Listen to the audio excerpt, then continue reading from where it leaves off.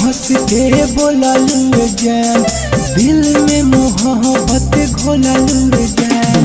जब से हंस के बोलल जान, दिल में मोहब्बत घोलल जान। कहिए से बानी पीछे लागल,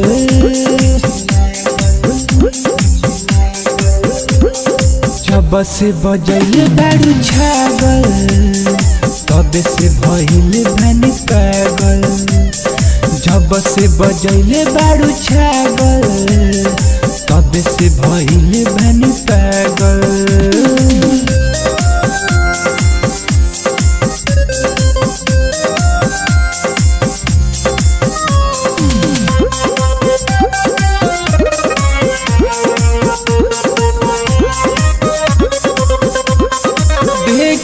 यादा फिदा हो गई जाने हो तो हरो, कहीं न दिलवा लागता तहरा लहो मरो।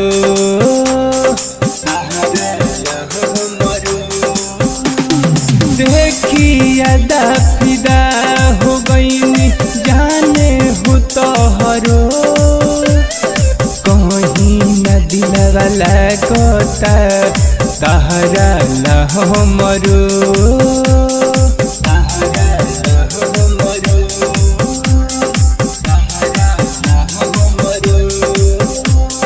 जब से देखी मुस्कैलू जान, दिल घवाहिल कैलू जान।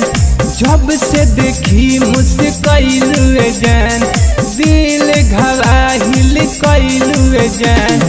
दहिए से रहतनी जागल,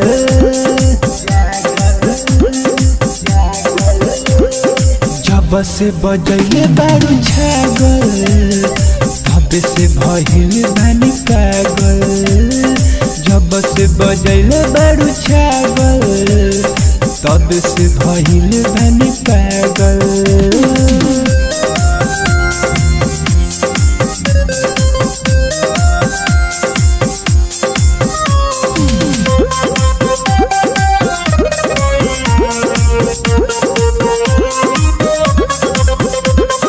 उठावा गुलाब जैसे